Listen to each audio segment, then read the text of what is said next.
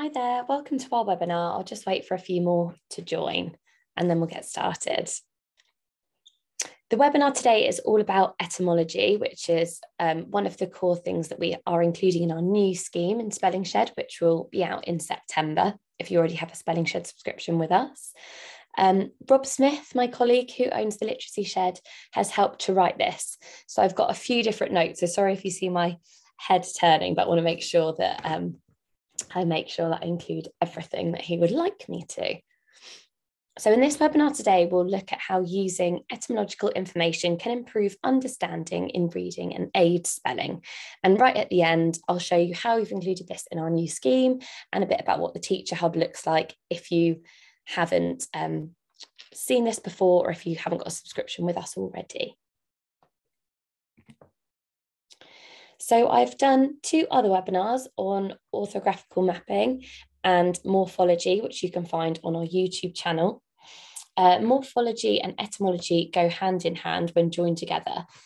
And then when joined together with orthographical mapping, it can create a really powerful trio of different ways to help children learn spellings.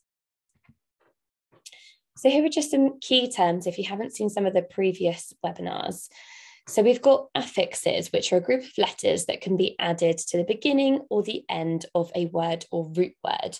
And typically the ones that we teach in school are prefixes and suffixes. Prefixes, which are added to the beginning of a root word to alter the meaning, and suffixes, which are added to the end of a root word to alter the meaning. Then we have another term, which is a bit of just a teacher term. You don't need to explain this to the children, but what a derivative is. And that is a word which is formed by adding suffixes and prefixes to a root or by combining two base words to form a compound word. Now, we're often asked when to introduce this kind of talk, and we need to introduce suffixes during the teaching of phonics. So it's important that we use the right term then of suffix, but then prefixes and root words are dependent on your class. Then we have something called a base word and a root word, and they are two different things. So a base word can stand alone when all of the affixes have been removed.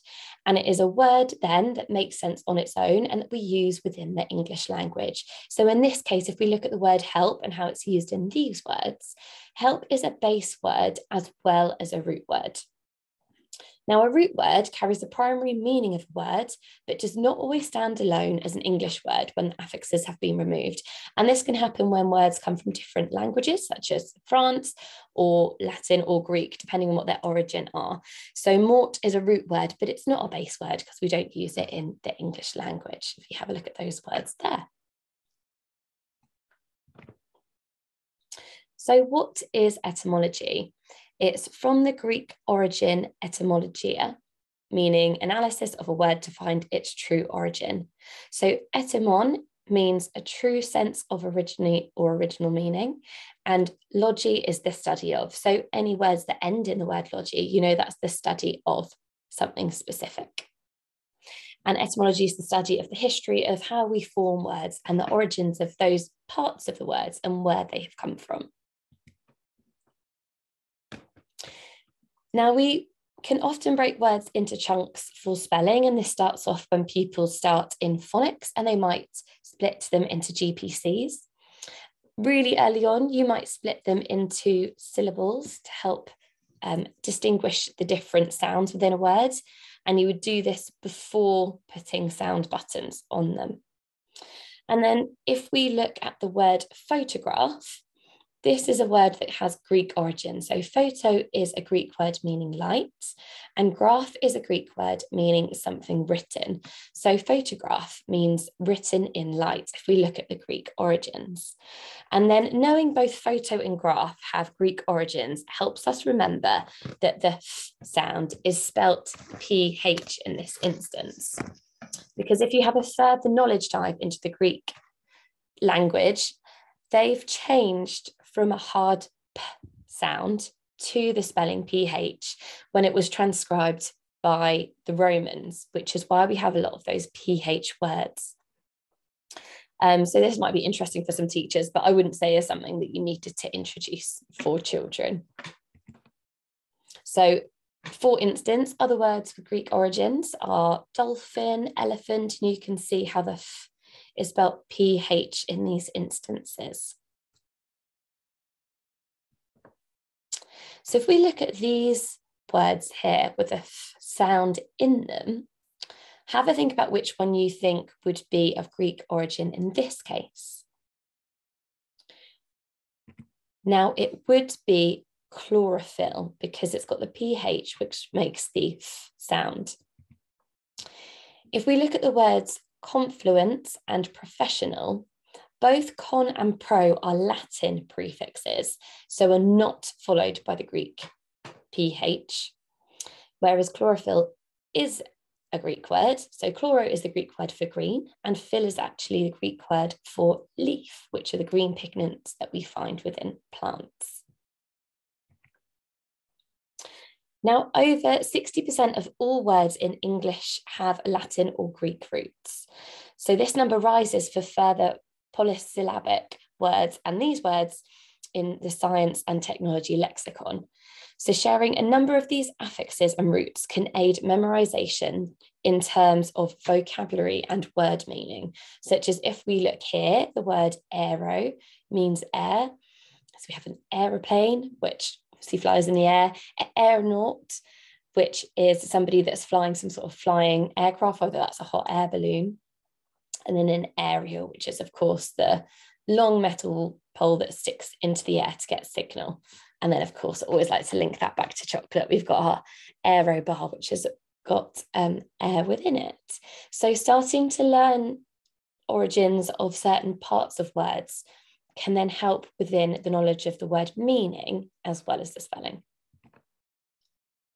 And these links can also be established when we look at the Old English root TW. So you can see all of these words here start with a TW, and this can really help with making the links and how to spell the tricky word, the number 2, which we can't hear the W within.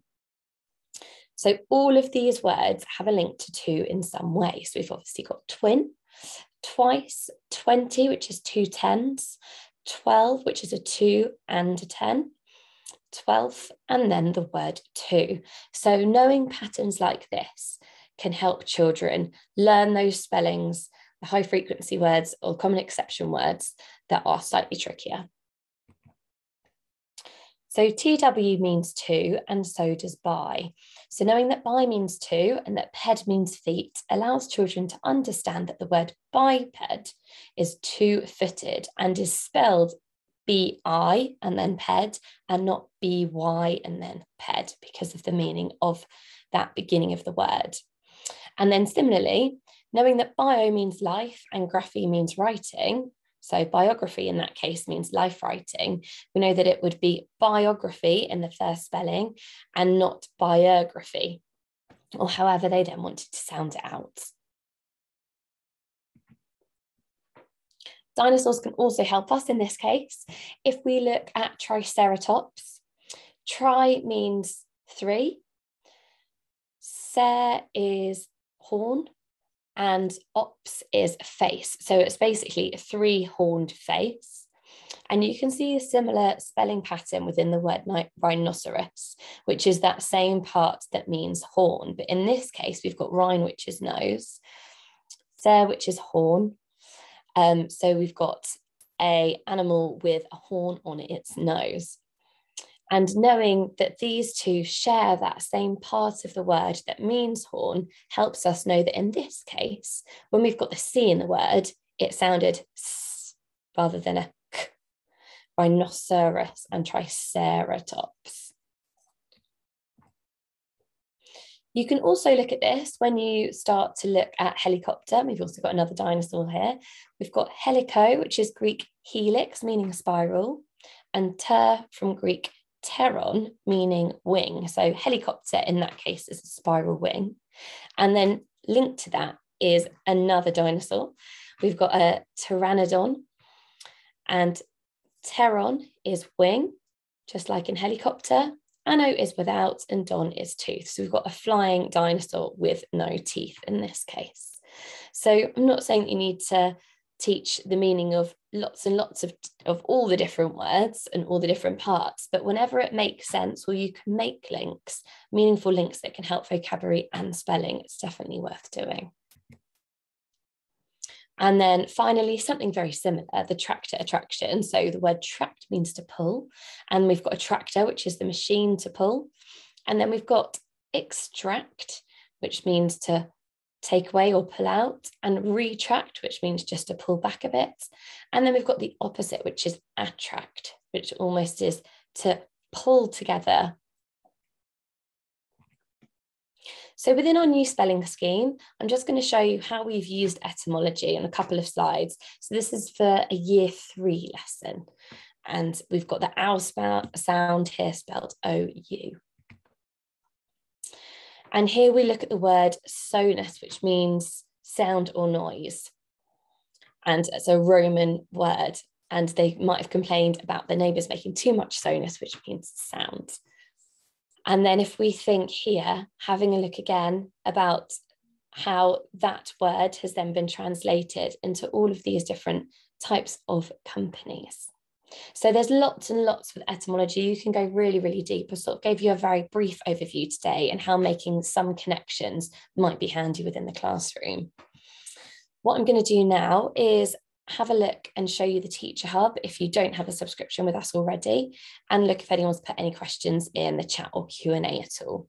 If you do have any further questions going forward, whether it's regards to the new spelling scheme, anything about our webinars or subscriptions of any kind, if you email support@edshed.com, and that's the email that our support team are there answering every single day.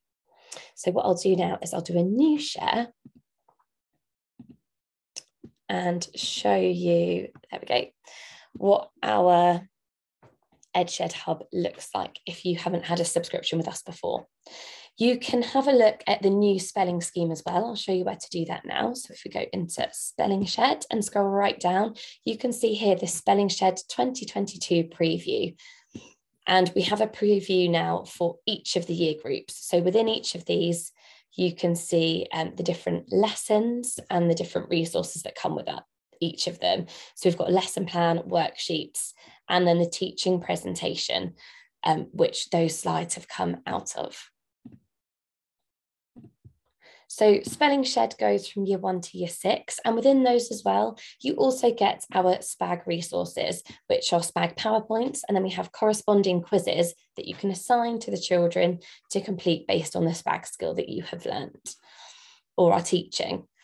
Within the Spelling Shed scheme, we have corresponding word lists that go with each lesson, and you can assign these to pupils to practice in our assignments section. And when they start to practice those using the games on their login, you can start to see from the teacher's side sort of how many games they've played, the percentage they've got correct, and the difficulty. And if I click into View Pupil, you can see some more detailed information. You can also create your own spelling lists for pupils to practice, depending on what they need. Here you can have a look at all the different answers, and you can also see the answers to any SPAG quizzes as well that they have been completing. Here we go, identifying and sorting nouns. And you can see all of their answers there. But the assignment section gives you a really lovely overview of how well everyone's doing, and just whether, if you're setting it as, say, home learning, who's been practicing and who hasn't. We also have a Hive game section. And what this is instead of a traditional spelling test, you can create a Hive game on a particular list of words. And this means this requires everyone to have a device. So it depends whether that is whether you're able to do that and book out iPads and things within your school. Once the child has logged into their iPad, you can create a Hive game, which will bring up a code. If I just very quickly choose one. So if we go for year 2, choose a spelling list and play and click create game, they will then input this code into their device, and then their device becomes an answering pad basically. So it will be read out, the word will be read out on the teacher home screen, whether that's on your laptop or you're connected to the interactive whiteboard. and then the pupils will enter the spelling in their devices. And once you're done, I'll see if I can find a finished one. There we go. You'll get a report of all the different words that the pupils have answered, whether they've missed some, or if they have entered some, what the spelling was that they entered and how many they got correct. And you can print these sorts of reports. So there are lots of things there for you to look at if you wish to. You can also look at the play game button. That is what it looks like from a child's point of view if you wanted to have a look. All of this is accessible with a free trial, which ends automatically after 30 days. So have a really good click around and see some of the different games that we have within there. Now here I don't have any lists assigned to me, but if you had lists assigned as a child, these blocks would then just become those lists. So they'd almost be locked as to what they were practicing. And that's everything for today, but feel free to go and have a look at a free trial if you want to get that out at all. And that's everything for today. I hope that's been useful. Just a nice quick one so you can go and enjoy the sunshine. Thanks for watching.